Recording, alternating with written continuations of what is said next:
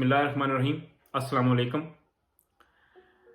एक बात से इनकार करना या उसको मानने में हिचकिचाहट महसूस करना बिल्कुल बेमैनी है, बेमकसद है कि इमरान खान महंगाई पर काबू पाने में नाकाम रहा है।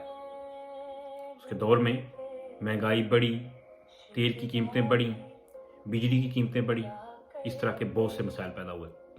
तो इस बात से किसी शक्ल में इनकार नहीं किया जा सकता और ना ही कोई टाल मटोल करने की गुंजाइश है। ये एक सच है। पिछले दिनों में जब ये तेल की कीमत ज़्यादा बढ़ी तो यूथ ने एक कैलेंडर तैयार किया जिसमें ये बताने की कोशिश की कि पाकिस्तान में अभी भी कीमत कम है दूसरे मुल्कों की निस्बत। और ये बात और ये मालूमात उनकी बिल्कुल सही थी, सच्ची थी कि आज भी पाकिस्तान में दूसरे मुल्कों की निस्बत तेल की कीमत कम है।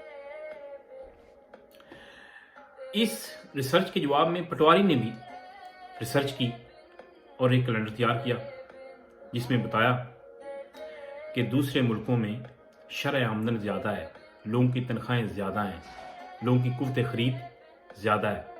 पाकिस्तान की कुव्वत ख़रीद कम है, तनख्वाहें कम हैं। तो ये पटवारी की रिसर्च भी बिल्कुल ठीक है, 100%, इससे इनकार नहीं किया जा सकता। यहाँ तक तो बिल्कुल इंसाफ का तराजू नज़र आता है और बिल्कुल सही है। लेकिन इससे आगे डंडी पड़ती है, वो है हिस्ट्री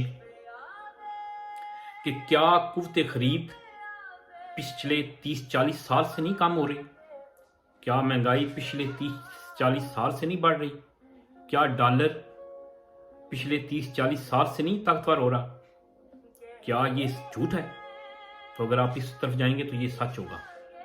ये ऐसे ही है कि पिछले 30-40 साल से मुसलसल महंगाई बढ़ रही है, रुपया कमज़ोर हो रहा है, डॉलर ताकतवर हो रहा है। तो ये तो एक मुसलसल हालात है। अब एक और तरफ आ जाएं, जुग्राफियाई हालात। आपको पता है पिछले कुछ अरसे से अमेरिका ने अपना सारा वजन इंडिया में डाला हुआ है, जिसमें मजबूरी के तहत पाकिस्तान को फिर दूसरी तरफ देखना पड़ा क्योंकि अमेरिका ने नज़रअंदाज किया हुआ है। जब उसने चाइना की तरफ देखा तो अमेरिका मज़ीद गुस्से में आ गया। उसने मुख्तलिफ शक्लों में पाकिस्तान को तंग करना और कमज़ोर करना शुरू किया। फाटफ उसकी बड़ी ख़ास मिसाल है। ये जो टीमें अभी क्रिकेट की वापस गई हैं, नहीं आई, ये भी उसी की एक कड़ी है कि पाकिस्तान को बदनाम किया जाए, उसको बैनुल-अक़वामी दुनिया में एक टेररिस्ट मुल्क साबित किया जाए और उसको हर मुमकिन नाकाम करने की कोशिश की जाए। ये एक पूरी एक प्लान के साथ एक गेम चल रही है। ये ऐसे नहीं है, इत्तेफाक की बातें नहीं है। अच्छा, अब हम पीछे चलते हैं कि क्या वजह है 30-40 साल पहले जब हम अमेरिका की गोद में तरपोसियां ले रहे थे, उनके लिए किराए की गन बने हुए थे और उनकी हर हाँ में हाँ मिला रहे थे, फिर भी हमारे हालात कैसे थे? क्यों हम बेहतर नहीं हुए? क्यों उस वक्त महंगाई बढ़ी? क्यों रुपया कमज़ोर हो रहा था? क्यों डॉलर ताकतवर हो रहा था? हालांकि अमेरिका भरपूर मेहरबान था। तो उस वक्त आप देखें तो आपको दो ख़ानदान मिलेंगे, नाअहल मेरिट के खिलाफ थे, जो उन्होंने पाकिस्तान को तबाह कर दिया। उनकी वजह से पूरा सिस्टम, हर इदारा तबाह हुआ। उन्होंने अपने अपने ख़ानदानों को प्रमोट किया। नवाज शरीफ साहब, शहबाज शरीफ साहब को लाए, हमजा शहबाज को, मरीम नवाज, आबद शेर अली वगैरह को लाए। दूसरी तरफ जरदारी साहब, बिलावल भुट्टो, बख्तावर भुट्टो, आसफा भुट्टो वगैरह आई। इस तरह मेरिट की धज्जियाँ उड़ी, अपने अपने ख़ानदानों को प्रमोट किया। और ये चीज़ वहाँ नहीं रुकी, ये पूरे आगे सिस्टम में आई। हर ब्यूरोक्रेट, हर जज, जनरल, सियासतदान, बल्कि मजहबी लीडरशिप भी इसी दौड़ में शामिल हुई। अपने अपने ख़ानदानों को, अपने अपने साहबजादों को कामयाब करने के लिए, वो कुर्सी देने के लिए किसी मेरिट के बगैर बिठा दिया गया। और इस तरह हमारा माशरा आहिस्ता आहिस्ता तबाही की तरफ बढ़ने लगा, दौड़ने लगा। اس لیے اوپر کی سطح سے یہ شروع ہوئی چیز اور پورے معاشرے کو اس نے تباہ کر دیا. تو وہ وجہ بنے اس تباہی کا، کیونکہ انہوں نے نہیں توجہ دی زراعت کی طرف، کیونکہ مخالف یا دوسرے ملکوں میں پیداوار 2 گنا 3 گنا 4 گنا ہو گئی تھی اور ہمارے ہاں وہی کھڑی تھی. دودھ ہمارے ہاں جانور جتنا دیتا ہے دوسرے ملکوں میں 2 3 4 گنا زیادہ دیتا ہے. یعنی کسی شعبے میں ترقی نہیں کی گئی، کوشش نہیں کی گئی، پلاننگ نہیں کی گئی، منصوبہ بندی نہیں کی گئی، ڈیم نہیں بنائے گئے، جنگلات کاٹے گئے حالانکہ اگائے جانے چاہیے تھے، غریب کو اٹھانے کی کوشش نہیں کی گئی، تعلیمی نظام کو 3 4 حصوں میں تقسیم کر دیا، صرف امیروں کے لیے ایک ماحول فراہم کیا گیا، وسائل فراہم کیے گئے، نوکریاں فراہم کی گئی، لیکن غریبوں کو ایسے ہی چھوڑ دیا گیا اور اس طرح ملک آہستہ آہستہ قرضوں میں دبتا چلا گیا، تباہی آتی گئی. یہ ایک پوری تصویر بتائی ہے. بلکہ پچھلے دنوں آپ نے سنی ہوگی ایک سابقہ وزیر اعظم یوسف رضا گیلانی کے بیٹے فرما رہے تھے کہ 10 کروڑ کا ٹھیکہ ملے گا تو 5 کروڑ تو ویسے ہی آپ کا ہے. یعنی پوری تصویر اس 2 فکروں میں ہے کہ اس طرح کا کلچر تھا جس نے ہمارے ملک کو تباہ کیا.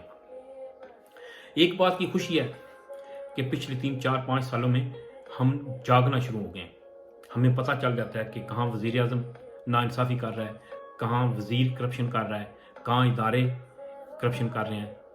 ہمیں اب نظر آنا شروع ہو گیا اور یہ ایک اچھا سائن ہے، کیونکہ ہماری سب سے بڑی خامی یہ تھی کہ جب ہم مخالف کی چھوٹی چیزوں کو، چھوٹی غلطیوں کو بڑا کر کے دکھاتے ہیں اور اس کی خوبیوں کو چھوٹا کر کے دکھاتے ہیں، اور اپنی خامیوں کو چھوٹا کر کے دکھاتے ہیں اور مخالف کی اپنی خوبیوں کو بڑا کر کے دکھاتے ہیں. یہ ایک ہمارا کلچر ہے اور یہی ہماری آگے نسلوں کو منتقل کر رہے ہیں. وہ بھی تحقیق تنقید کی طرف نہیں جا رہے، تحقیق کی طرف نہیں جا رہے تاکہ پرکھیں، دیکھیں کہ کیا صحیح ہے اور کیا غلط ہے.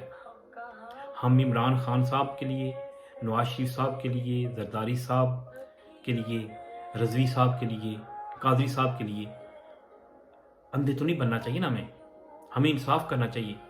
جہاں پہ جو غلط کرے اس کی نشاندہی کرنی چاہیے اور یہ ہمیں نسلوں کو بھی بتانا چاہیے.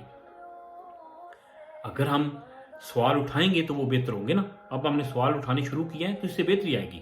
حکمران کو سوچنا پڑے گا کہ میں جہاں پہ غلطی کروں گا وہاں سے لوگ سوال اٹھائیں گے.